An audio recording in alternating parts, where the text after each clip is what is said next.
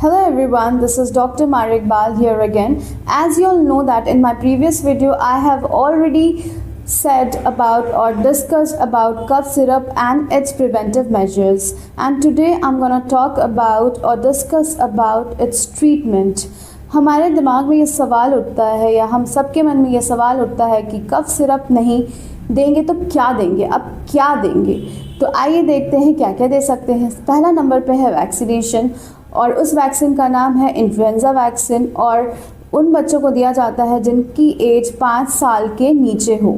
ठीक है, ये हमेशा याद रखना है किस एज में देना है। 5 साल के नीचे के सारे बच्चों को हम ये वैक्सीन दे सकते हैं। आइए देखते हैं इसके क्या क्या फ़ायदे होते हैं। सबसे पहले है कि सीवियरिटीज़ की कम जाती है, फ्रीक्वेंसी बीमार पड़ने की कम जाती है, जो कि बहुत अच्छी बात है।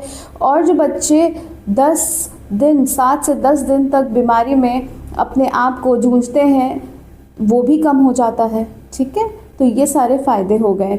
अगर आपके बच्चे हैं और 5 साल के नीचे हैं तो आप ज़रूर वैक्सीन दिलवाइए।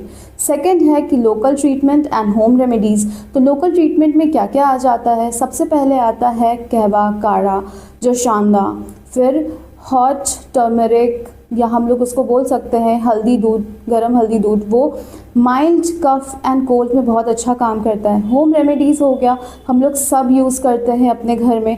तो पहला है वार्म वाटर, वार्म फ्लूइड में आ गया सूप हो गया, वार्म सूप जो कि हल्का मसाला वाला आ गया।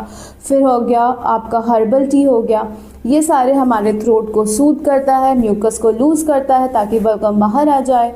और दूसरा ये करता है कि हमें डिहाइड्रेशन नहीं होने देता, हमारे बॉडी को हाइड्रेटेड रखता है। और दूसरा है हनी, बहुत इम्पॉर्टेंट है। मैं इसलिए बोल रही हूँ क्योंकि हमें पता है कि हनी देना चाहिए, लेकिन किस एज की उम्र के बच्चों को देना चाहिए वो किसी को नहीं पता। इवन पता है फिर भी लोग इग्नोर करते हैं उस बात को। तो हनी हमें उन बच्चों को देना चाहिए जिनका एज 1 साल से ज़्यादा हो। ठीक है, 1 साल के नीचे के सारे बच्चों को बिल्कुल नहीं देना है। लेस दैन 1 ईयर जितने भी सारे बच्चे हैं बिल्कुल नहीं देना है, क्योंकि उनमें एक ख़तरनाक कंडीशन पैदा हो जाती है और उसका नाम है बोटुलिज्म। ये हमारे नर्वस सिस्टम को अफेक्ट कर देता है, बहुत बुरी तरीके से अफेक्ट करता है नर्वस सिस्टम को, जो बच्चे 1 साल के नीचे हैं। ये हमेशा याद रखिए parents and everybody who is watching video कि हनी सिर्फ उन बच्चों को देना है जो कि 1 साल से ज़्यादा उम्र के होंगे। ठीक है, नेक्स्ट आता है ह्यूमिडिफायर, क्योंकि वो हमारे एयरवेज को मॉइस्ट रखता है और ड्राई एयर से कफ ट्रिगर हो जाता है। दूसरा है steam inhalation, it helps in clearing nasal congestion, बंद नाक को खोलता है और एयरवेज को भी। और नेक्स्ट आता है अवॉइड इरिटेंट। अब इरिटेंट में क्या हो गया, डस्ट हो गया, स्मोक हो गया, स्ट्रॉन्ग परफ्यूम का स्मेल हो गया। हमें अपने बच्चों को इन सब से दूर रखना है during cough and cold condition. And next हो गया एडिक्वेट रेस्ट। अगर हमारा बॉडी रेस्ट मांगता है तो हमें उसे रेस्ट देना चाहिए, क्योंकि रेस्ट में रहेगा तो हमारा बॉडी जल्दी रिकवर होगा। अब इतना कुछ करने के बाद भी if your child is having troublesome cough, let us see what are the symptoms.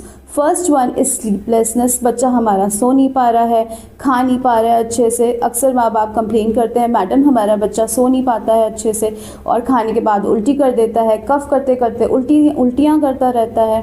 फिर 10 दिन तक ये कफ जाता नहीं है, या 10 दिन से ज़्यादा भी हो गया, कफ एंड कोल्ड बिल्कुल ठीक नहीं हुआ।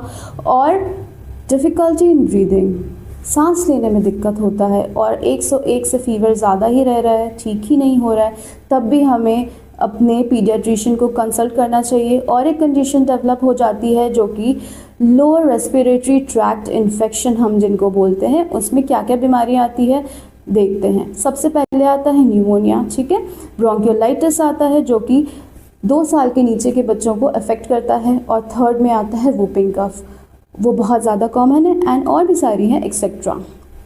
तो ये सब कंडीशन में हमें चाहिए कि हम अपने नियरेस्ट पीडियाट्रिशियन को कंसल्ट करें। वो हमारे बच्चे को असेस करेगा अच्छे से और मेडिसिन देगा with proper doses, and there will be quick recovery. And that's all for today, and I hope this video is helpful for everybody, and do share it with your fellow parents, and stay happy, stay healthy, and stay tuned for our next video. Thank you.